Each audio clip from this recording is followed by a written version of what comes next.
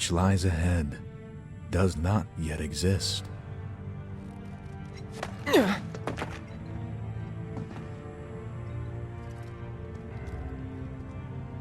Our world will become a part of it one day, but I will not end. Nor will I have you end. This is... the edge of creation. Cloud, lend me your strength. Let us defy destiny together.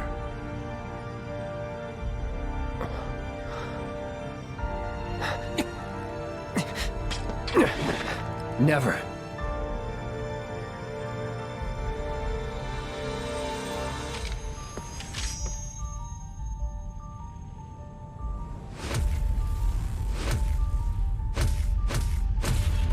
Well, at least Sephiroth's not shirtless this time.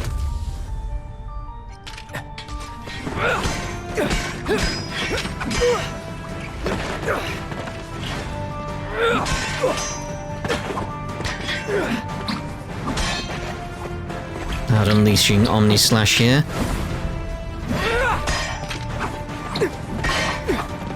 Looks like Sephiroth knows the exact way to dodge it now. Like he's experienced it before. Not yet.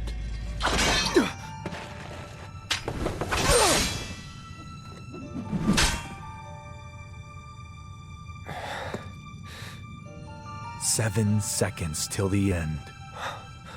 Time enough for you, perhaps. But what will you do with it? Let's see."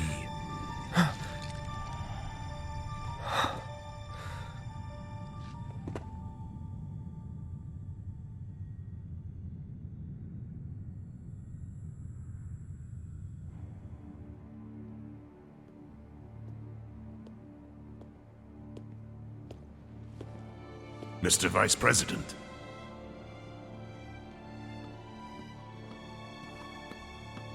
Mr. President.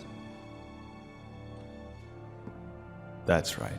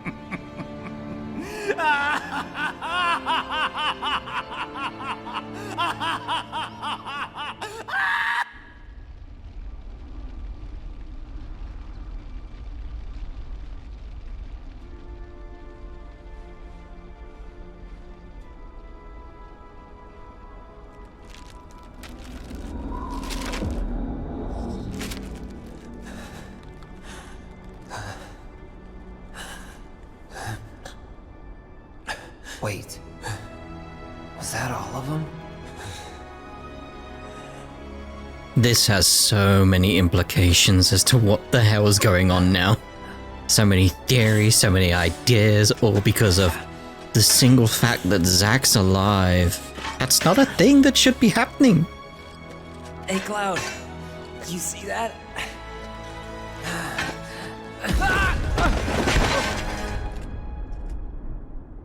That's gonna have ripple effects throughout the entire story. Or maybe not, it depends. Very much depends.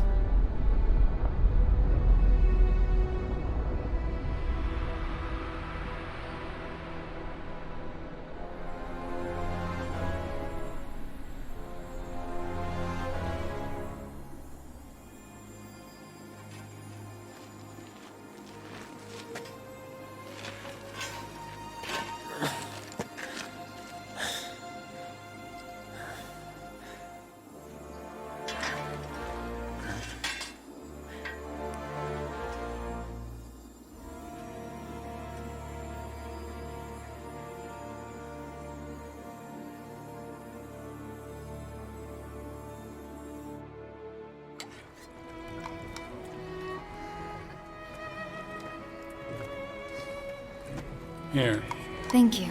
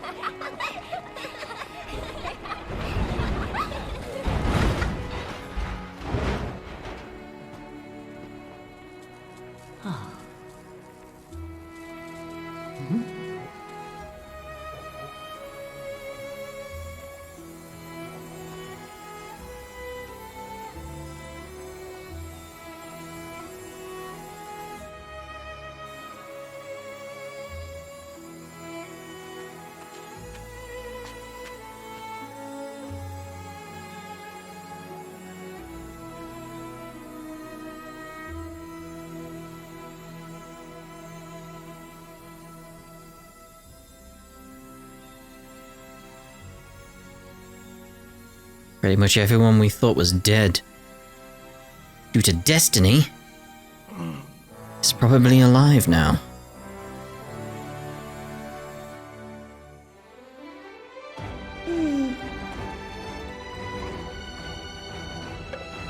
Marlene? Coming!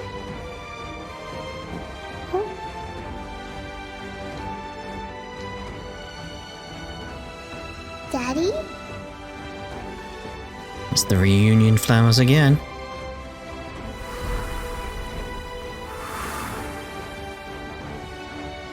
Marlene!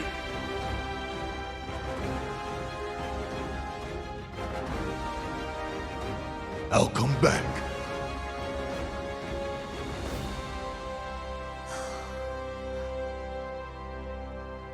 So, what now?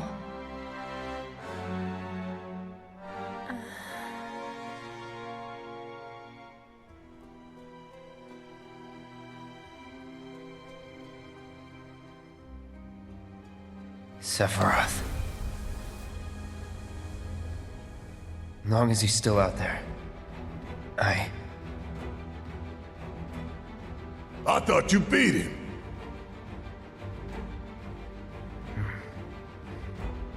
We can.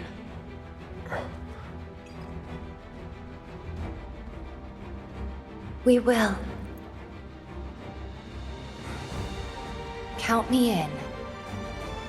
If it's to be a hunt, you could use a nose like mine.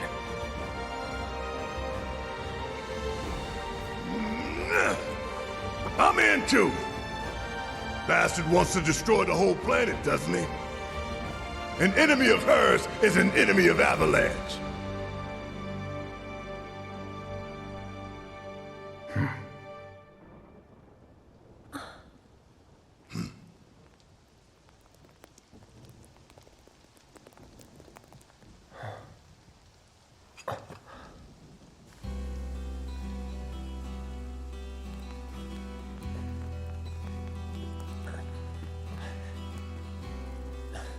As I said, Zack being alive is gonna have ripples. Almost there, Cloud. We're almost there.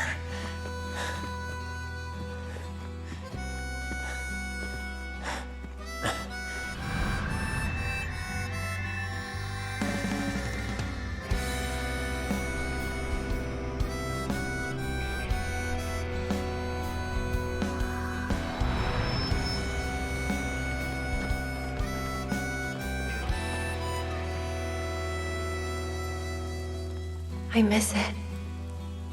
The steel sky. Well,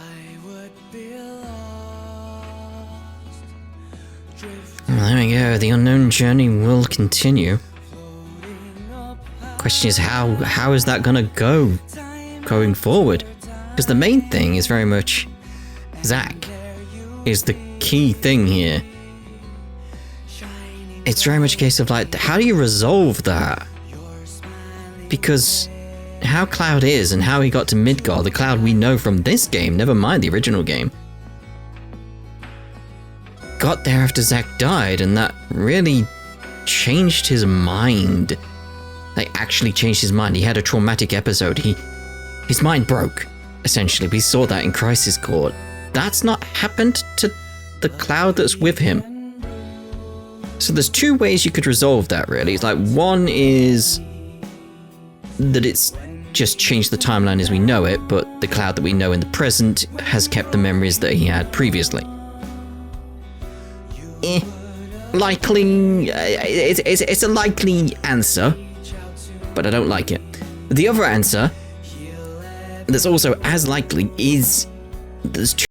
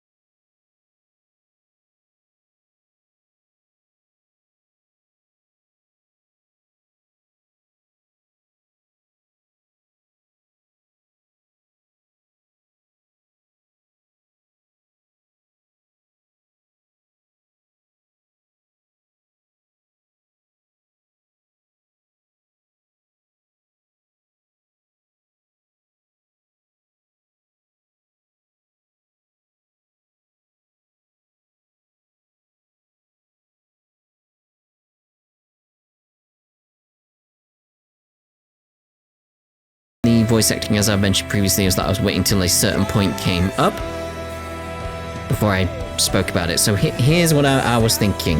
Because we've got like the two timelines and stuff like that, and the alternate history, everything's changed. What they could have done with the voice acting, that I think would have been very, very good going forward, would have been a simple case of, they could have made it so anything relating to the past, say like, if we came across Cloud in the past, before the timelines changed and stuff like that, would be voiced by an original voice actor, like previous voice actors. That could have been a thing they could have done.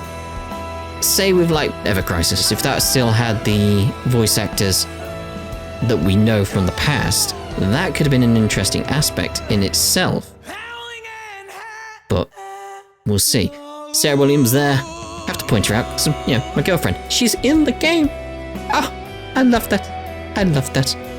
But yeah, they could have done something with the voice work there to imply the different timelines, the different aspects, the split, the change. And I would have been on board with that, but I don't think they're going to do that. I don't think they're going to do that. Would have been nice. So like Ever Crisis, they could have had the original voice actors, and anything remake timelines, I'll say timelines, they could have had new voice actors. That could have been very good, but again, I don't think they're going to go with that. Don't think they're going to go with that. Still want to talk more, but I think there's another scene coming. Nope, more credits. Because I know there's an added scene or something in the what was it? Intergrade, intermission? No, intermission's the DLC. Intergrade. In Intergrade, there's an extra scene with the guys heading out from Midgard that I want to see, that I haven't seen. Simple as that. I haven't seen it. But So, what I think's going on is very much like fate, destiny, the whispers, the specters, whatever you want to call them. I don't think that was the planet's will. I feel that was Genova. I feel that was Genova influencing the timeline to make it so it went a certain way, so Genova won in the end at some point in the future. Point we haven't seen yet. And this is why I feel like it relates in some way to Geostigma. Because it's very much like, from the live stream, Sephiroth was controlling, like, Geostigma, which was an aspect of Genova. Those who were basically corrupted by sort of like Genova-influenced live stream. You have to watch the film to fully understand, like, the whole aspect of that. But it's basically a disease going around that was influenced by Genova. It's the kind of thing Genova does. It just influences and tries to take control of a planet. And I feel that's what's been going on. I do feel that's what's been going on. I do feel like that's what fate, destiny, the specters, all that type of stuff were. It was Genova forcing things to be a certain way. So it played out. So in the end, Genova won. But Sephiroth and Aerith alike did not want this. So somehow they sent back their consciousnesses, maybe it was Sephiroth's idea first, something like that, their consciousnesses, back through the live stream, back in time, to points in the past. And that's where, like, Aerith becomes aware of what's going on, and then every time she touches someone, they become aware of, like, things going on around them, destiny playing out, seeing the specters. But I feel what Sephiroth's plan is very much to try and build up Cloud, try and get him to the Cloud that he knew later, like the stronger Cloud, quicker, so he could fight against Destiny, defeat Genova as part of the livestream sort of thing, in order to change it, and again, in order to bring back Zack. How that's going to play out, don't know. This is just where I think it's going. But I feel an aspect of that is, as a result of defeating, say, Genova as the specters and all that type of stuff, it freed Sephiroth from Genova's influence, because Sephiroth was always sort of like a mix, really, of Genova and the original Sephiroth that we knew, say, from Crisis Core. And I feel that moment at the end where it's like 7 seconds left, all that type of stuff, because it's 7 seconds to the end of the world where they were, that Sephiroth is the Sephiroth we knew before he went a bit crazy. So now he's more in control of everything. But he's still got a plan, and I think his plan is separate from what Genova wanted. It's that aspect. He's separating himself from Genova completely, I feel, at that point.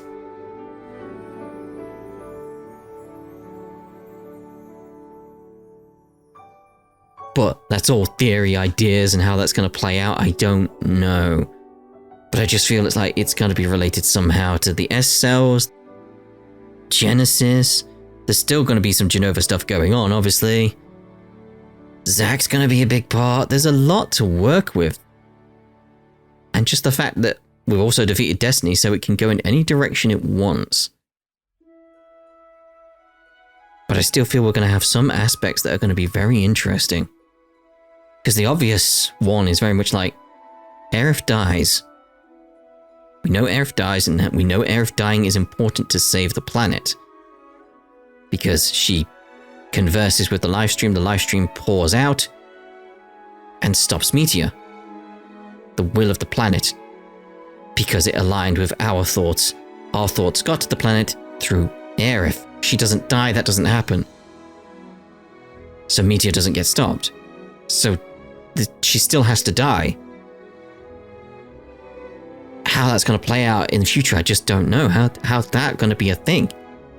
That's why it's exciting. It's like, what does that mean for the future? Because it's a case of, if they don't kill her off, I'd love to see what they do with it. Because again, Meteor should then hit the planet. They have to find another solution. They have to resolve that. So it's like, either they do kill her off again, but they know full well what they're doing.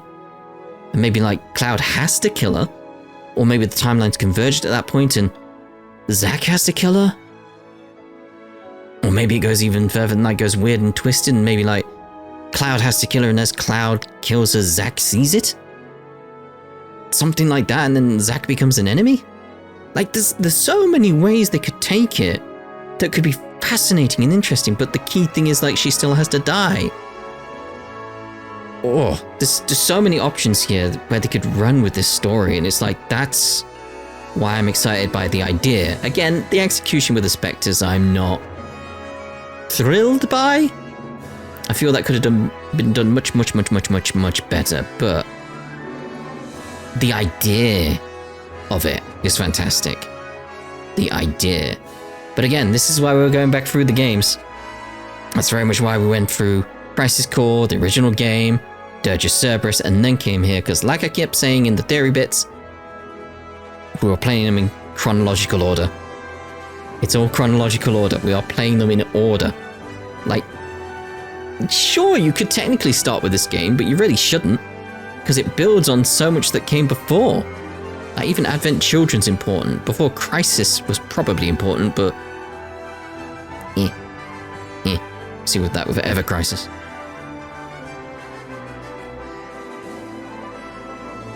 I can't think of anything else that I've really got important to say on this subject right now. I feel like there's just a lot of thoughts that are just constantly bouncing around in my head ever since I finished playing this.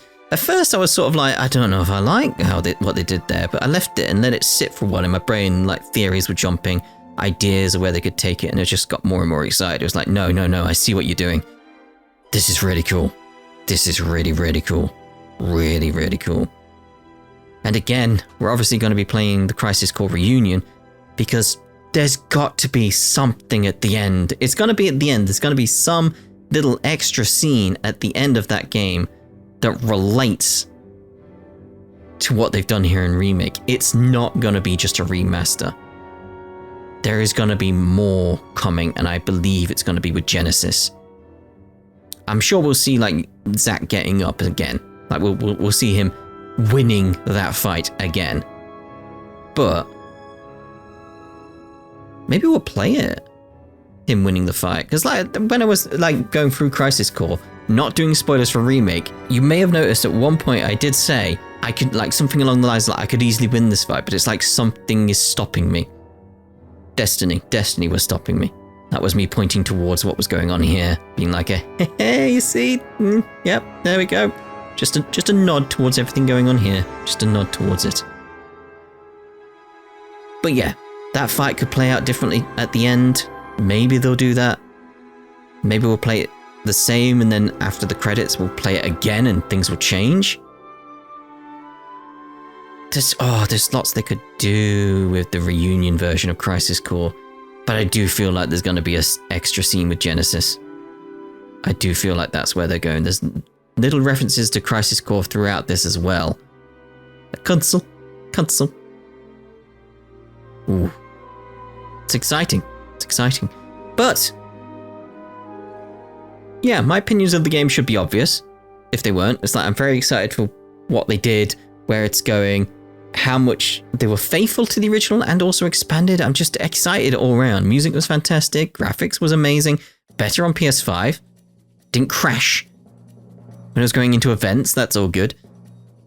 Yeah, it's just so much that I just love about this. And I'm so happy they've continued the story rather than just remade the story.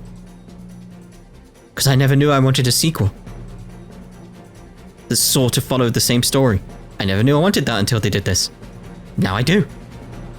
It's that sort of thing, like, do I want a more faithful remake? Nah, I want them to carry on this. I want to see what happens now. I want to see. I want to know what's going to happen. It's exciting. Like, Wutai stuff, that's got to be a big aspect. And speaking of Wutai, I haven't played the Yuffie DLC, the intermission. I haven't played that yet. So that's coming up soon as well on the channel and for me. Oh, there's so much good stuff coming with this series. So much good stuff. I'll probably be doing a proper full, more like a more fuller Let's Play of Crisis Core Reunion, because I was sort of just going through the story quickly when we played that as the original version. Just get through that quickly. So now it's sort of like we'll explore, especially because apparently more of the unvoiced scenes are voiced. So that's good. That's good.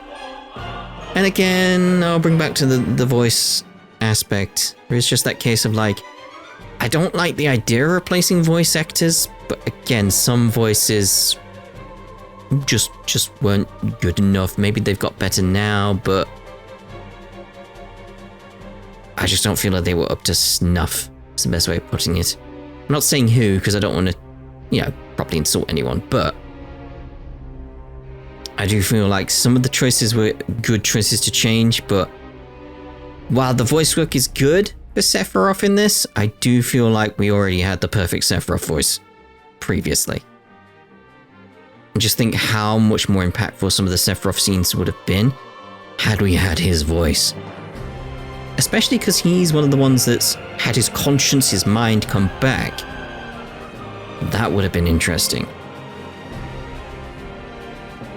Oh, just some of the scenes would have been fantastic. They really would have. Oh, and listen to this music.